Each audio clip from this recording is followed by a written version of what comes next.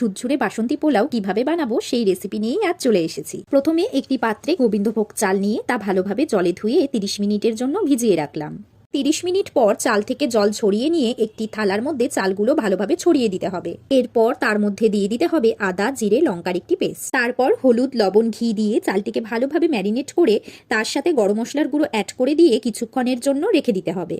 এরপর কড়াইতে ঘি গরম করে তাতে 5-6টা দারচিনি, 4টে এলাচ, গোলমরিচ, 2টো তেজপাতা আর 4-5টে লং দিয়ে গোটা মশলাগুলো ভালোভাবে ঘিয়ে ভেজে নিয়ে আগে থেকে জলে ভিজিয়ে রাখা কাজু বাদাম ও কিশমিশগুলো এরপর অ্যাড করে দিতে হবে। এরপর অ্যাড করে দিতে হবে আগে থেকে ম্যারিনেট করে রাখা চালগুলো। তারপর ভালোমতো কষিয়ে নিয়েই স্বাদমতো লবণ ও সামান্য মিষ্টি ভাবের জন্য চিনি দিয়ে দিলাম।